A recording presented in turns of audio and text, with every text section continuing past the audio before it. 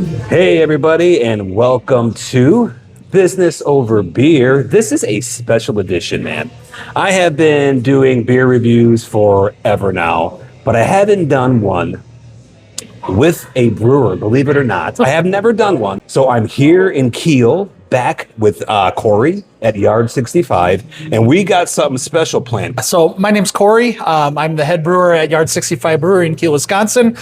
Today we're going to take a tour of some classic German styles, kind of go around the beer scene. Yes, I brought through Germany, and talk a little bit of the history of it, how the beers relate to one another and how they differ from one another. I think we have a really good lineup of German beers. It's a passion of mine is German beers, and I hope to take you through a good experience with them today. Before we get started, what made you so fascinated with Germany and like going there? Like, because you went there a couple times, right? A couple. I mean, probably 20 times. I didn't know there was a long part in my life where I was there every year. So I grew up in Kiel, German heritage here, and my grandparents spoke German. They actually learned English in school, although they were born here. They learned English in school, and so took it in high school. Kept studying it in college. Went over a couple times in college. Spent about a year over there studying in a couple different cities. And then as I was a German teacher, I was there pretty much every year with either students or taking classes over there. So I've been there frequently and love the culture and love the beer culture especially. Well, I was going to say, so did the beer culture there in Germany influence you in what you're doing now, kind of? Yeah, 100%.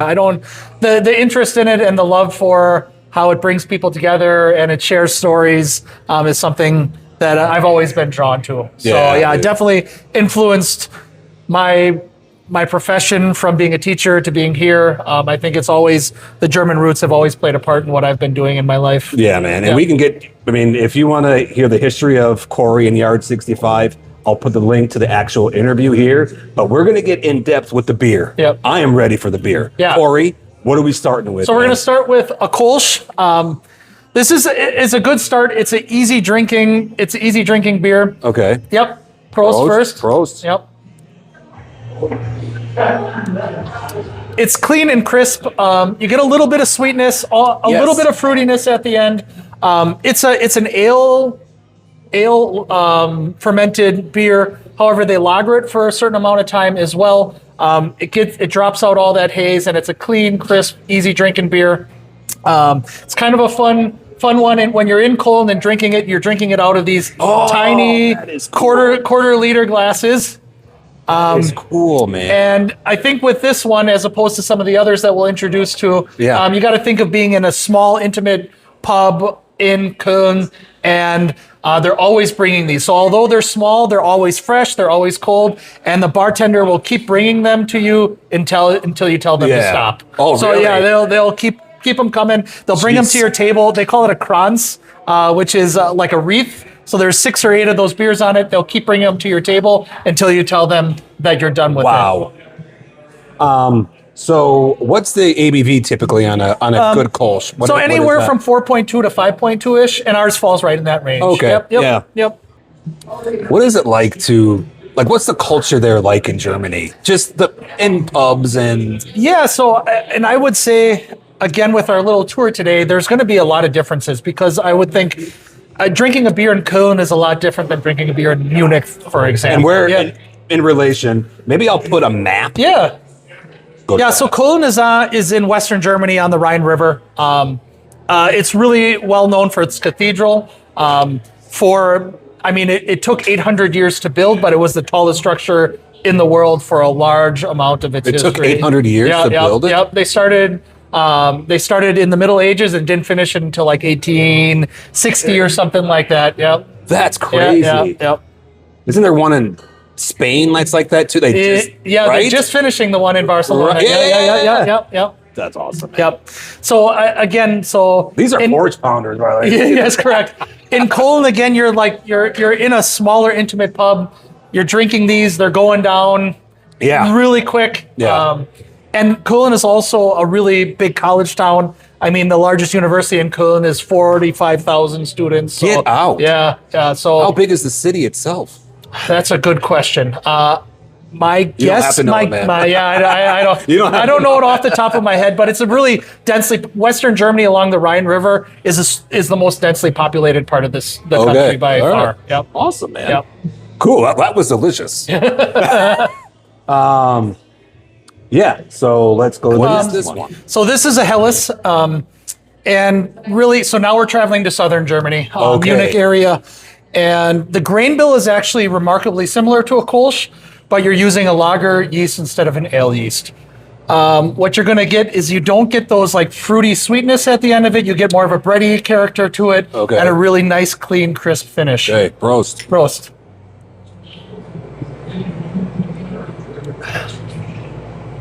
Oh yeah. Man, that's delicious too. Yeah, and it's crazy that how much character yeast can impart on the beer as well. So for the people who don't know, and who just like me before I started doing this, they just drink the beer. So what's the difference between this, brewing something like this, to a Kölsch, to a lager, to a Pilsner, to an IPA? Like, yeah. So there's two really broad categories to it. Okay. So what we typically, the broadest categories are ales or lagers, and that comes dependent upon the yeast you're using. An ale yeast ferments at a higher temperature, and it's a quicker fermentation, and a lager yeast ferments at a cooler temperature, and it's a longer fermentation process. A lager yeast ferments typically around 55 degrees, where those ale yeasts will be at 65, 70, and the temperature that you ferment them at imparts different flavors on the beer as well. Pretty much. But like what we kind of distinguish between lagers and ales for the most part is that lagers have like a cleaner, crisper finish, where ales have more of like a rounded mouthfeel and more of a smoother finish to it. so with the Helles beer, with that style, you said it's in Munich, typically, Correct. right? So is that Oktoberfest or? During Oktoberfest, they'll drink a beer style called the Fest beer, which is pretty much the same thing, just on steroids. It's in higher ABV. So like you're going to be drinking more of it, so they increase the alcohol actually. But yeah, but a Fest beer is kind of this Helles, just a little bit on steroids. Man, this is good too. Yep. To be honest, like full transparency, I was not a big fan of the lagers, the pilsners. I'm an IPA guy. Yep. I just love IPAs. But being back, and especially being here and what you guys do and your attention to detail, I mean, you can't really tell. This doesn't do any justice, but it's so clean and clear, just delicious. And what's the ABV on this? So that's around that same point. Yep. Yeah. 5.2, 5.5. So anywhere in there. And like if we're talking about like the atmosphere and what you're like, where you're drinking the beer, where like you're in Cologne, I'm thinking of like a small pub. You're drinking a lot of these guys. In Munich, you're sitting in a massive beer garden of maybe 3,000 people, and you're drinking these liter masses. Yeah. Or it could be like a stoneware mug as well.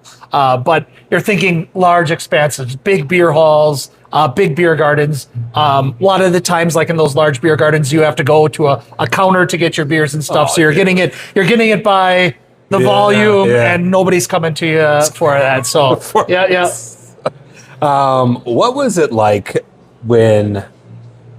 were there differences in, I mean, I know the German culture's everywhere in Germany, but were there different idiosyncrasies that each, town or has, 100%. you know what I mean? And I think because of the historical context, there's just so many, even though the country is much smaller than we are, there's so many different pockets of dialects and cultures and traditions that are different within a few hundred kilometers of one another. It is kind of astounding how that happened. But I mean, if you think back to feudal system, everything was really close together, and you still see those differences today. And even like language differences are like, if people are speaking their like local dialect, it is amazing. Can you pick up the difference? Some of them I'm better at with others. Are you really? So I was lucky enough when I studied in Germany, I was for the most part in central Germany, and that's the German that I learned in school. I was pretty close, but on universities as well, everybody's speaking kind of the standard German. But I have good friends that are in very southern Germany on the border with Austria. and it is very, very difficult to converse with. They do know High German, but when I'm just listening to them, it is a difficult thing. Or if you go to Switzerland or Austria, Swiss German is especially. There's Swiss German? Yeah. Schweizerdeutsch. Yep. Dude, I had no idea so like the German dialects are a very diverse spectrum of the language. Yeah. Right too that there are more castles in Germany than is that a thing? Am I correct? There's a lot of castles. There's a lot of castles. Yeah. I think I could be wrong, but I think there's more castles in Germany than any other country. I think. France is thought to have the most castles globally, with estimates from 11,000 to over 45,000. Germany also has many, often cited as having over 25,000. And there's more bridges in Berlin than there is in Venice. Hey, this was delicious. I was talking too much. I'm sorry. And one thing that I do love, so like this one I acquired from a monastery in Bavaria, Andex. And that's a really cool aspect of German culture as well. You can still go to these 1,000-year-old monasteries, drink beer traditionally brewed by monks, served by the monks in the monastery, and just be in a really peaceful place. Like really? Andex is like on this little hill just south of Munich. There's cows just roaming around the grounds, and you can have a mass and get some food. Yep, a mass is a measurement, and their measurement is by a liter. That's fantastic. Yep. So that's one thing that I mean, those types of places where it's really just about being together, having a mass, and enjoying the people around you is one thing that I love and cherish about the beer What were culture. the people like to you as an American? I mean, I would imagine a little bit different because of my ability. I would interact and speak with them. But I think Germans get this impression that they're traditionally cold people. And I get that, like, if you're just passing somebody on the street.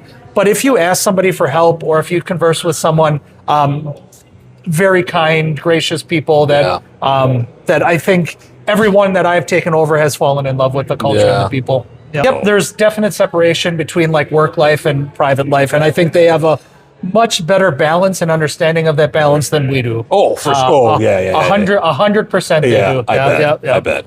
Yep. Okay, I'm ready, man. If you're ready. Let's do the next one. Okay. This looks a little bit different than we've had. Definitely a change. However, the change, although visually is like drastic, in terms of like the grain bill, it's only about 5% different than what we just drank. Really? Yeah. So this is a traditional Schwarzbier.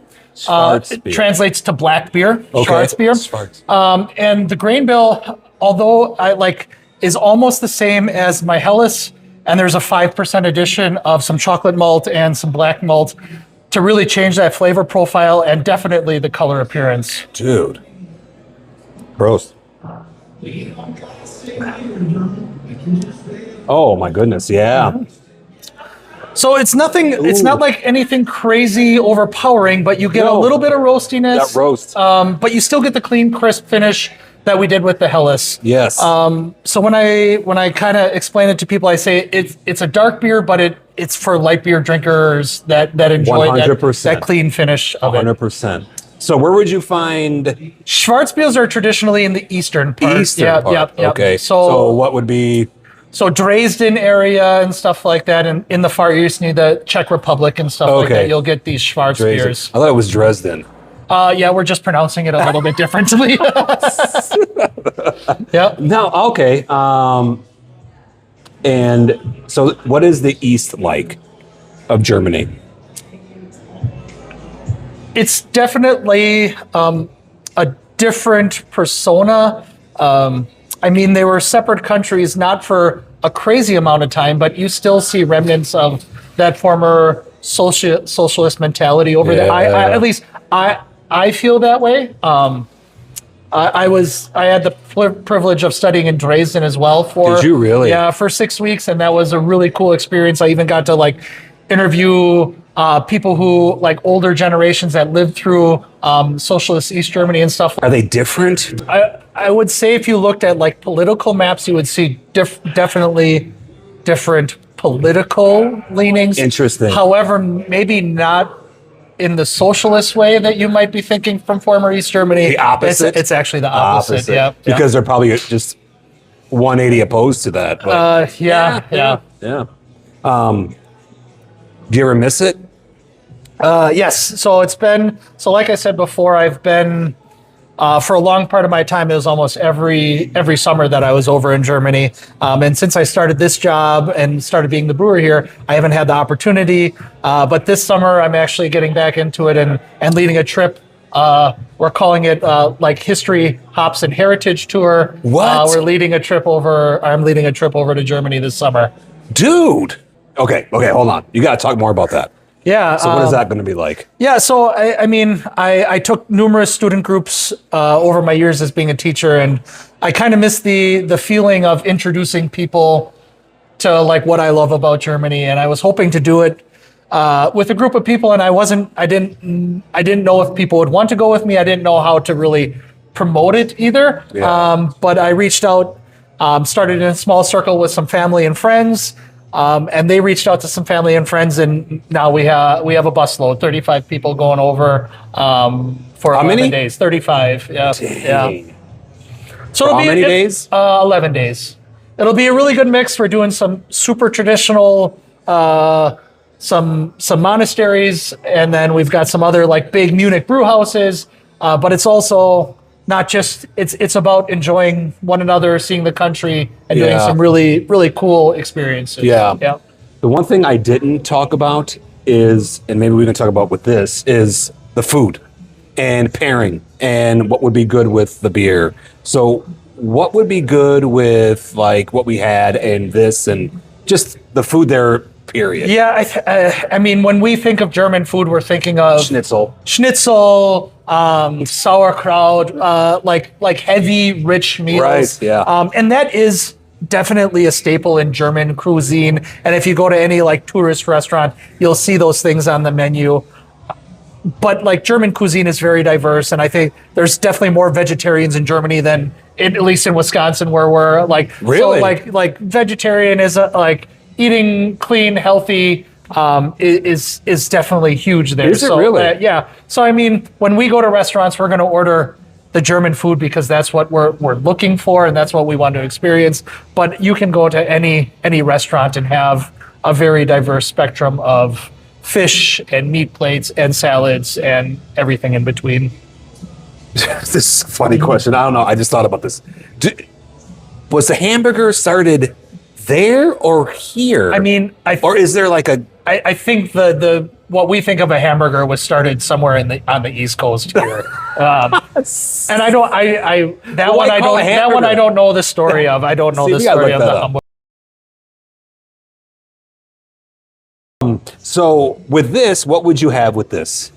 I do think with a Schwarzbier, like a nice roasted piece of pork would be awesome, like a Schweinshaxe or a Sauerbraten or something like that. Because there's a definite, a little bit of a sweetness to this one as well from those roasted malts. I just think it goes really well with something that's a little bit richer. No, I agree. Yep.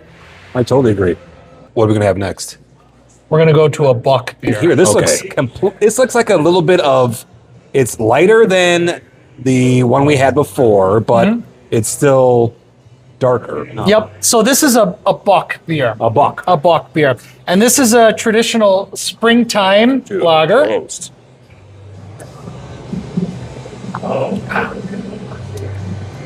Oh my goodness. And I mean, I love a good Bock beer. I like ours.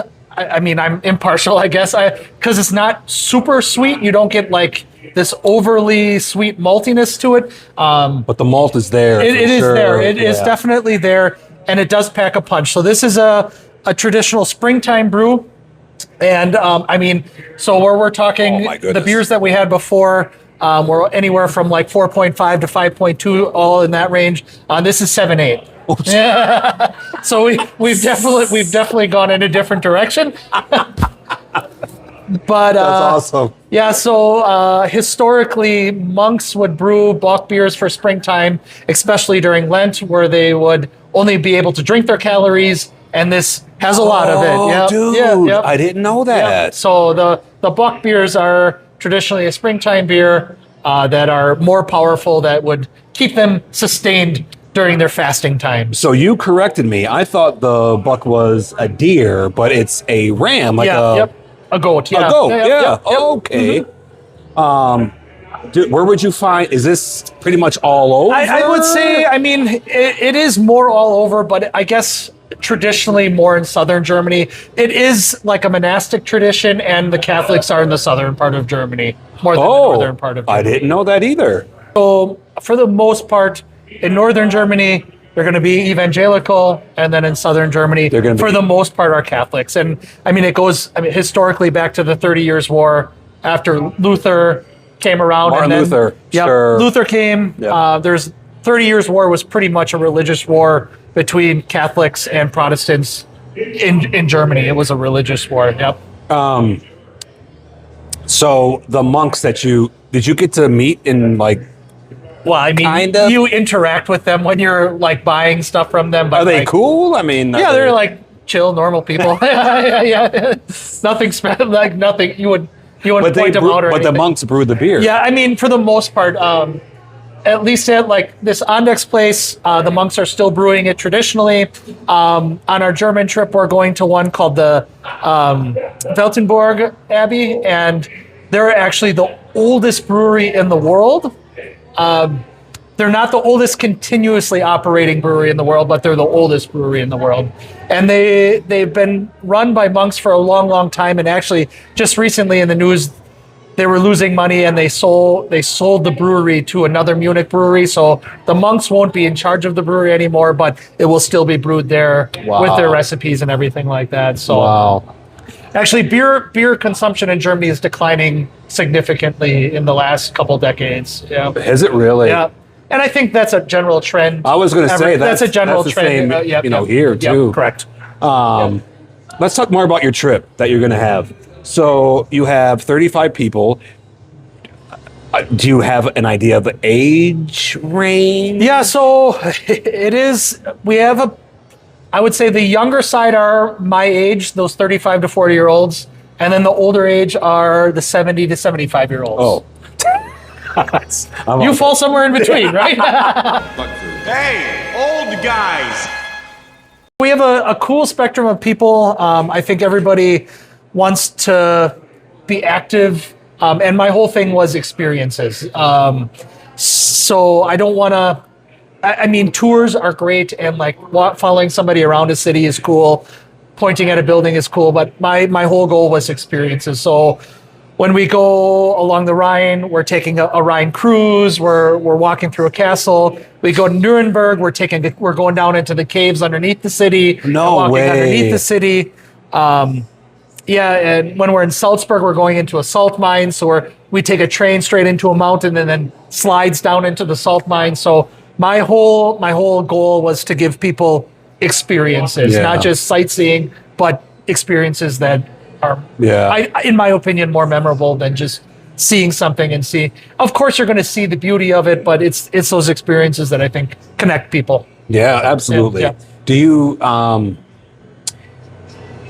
What is it like? I mean, again, it's going back to the question I asked before, but I think a lot of people, when they travel abroad, they get a little bit fearful because they may not speak the language, they don't know the currency. So what would it be like for a person on your trip? What would that experience be like to kind of calm down that worry? I think for people, especially around this area, the culture and the people of Germany are very similar to what we know and experience. So I think like that part of it should not be a worry to anybody. The language aspect, everybody would be surprised to know how much they can like understand from before. Right. English is like German in heritage as well. You'd be surprised of how much you can know and understand. And if you have that willingness to be vulnerable and try to read things and try to maybe say something, I think you'd be surprised of how well you can do. You got me sold. I want to go. When can I? I thought I invited you, but you are on a different trip already, right? That's true. That is very true. Yeah. But if somebody wants watching this, they want to go. What? So we're full for this current summer. And it would be pretty tight for anybody wanting to jump in right away. And actually I was so surprised. I had a goal of like 25.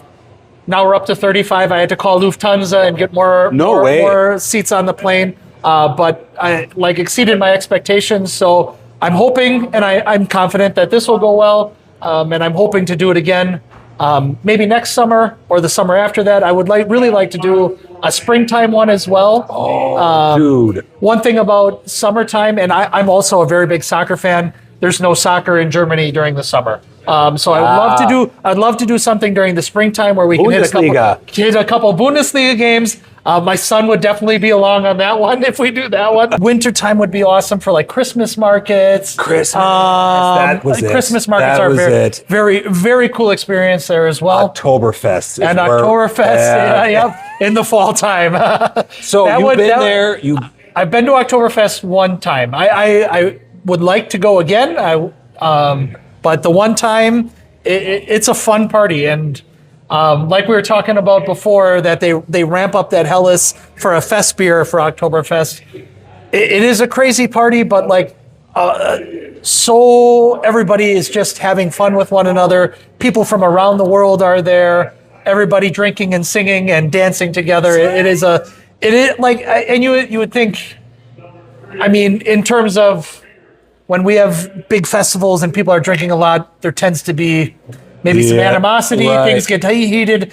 And there, it just, in those beer tents, I think there's just a different air going on in there that everybody's enjoying one another. And it's a special place. It's fun.